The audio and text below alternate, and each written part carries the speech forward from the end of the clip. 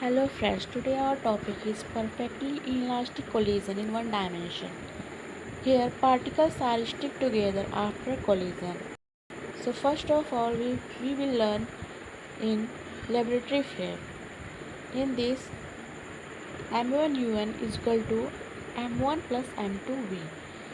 Here take out V is equal to M1 upon M1 plus M2 U1. M1 is the moving with initial velocity U1. Now the kinetic energy of M1 before collision is equal to half M1 U1 square. Kinetic energy is equal to half mv square. So here it is half mu square. Now kinetic energy of M2 before collision is equal to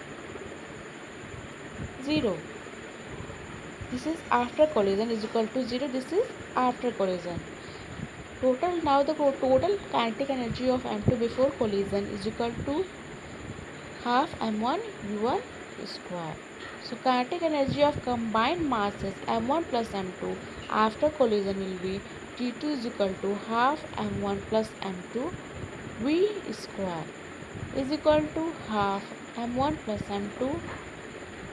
In place of v, we can write m1 square u square upon m1 plus m2 whole square. So this will equal to half m1 square upon m1 plus m2 u1 square.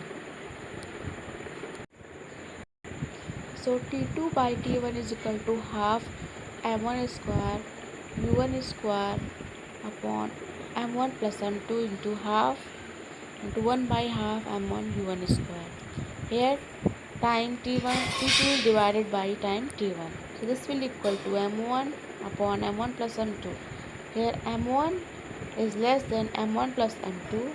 Mass of first object will be less than combined mass of the two objects. So that's why T2 is less than T1. Time T2 is less than T1. The final kinetic energy after collision is less than the kinetic energy before collision in the lab system. This is our perfectly elastic collision in one dimension.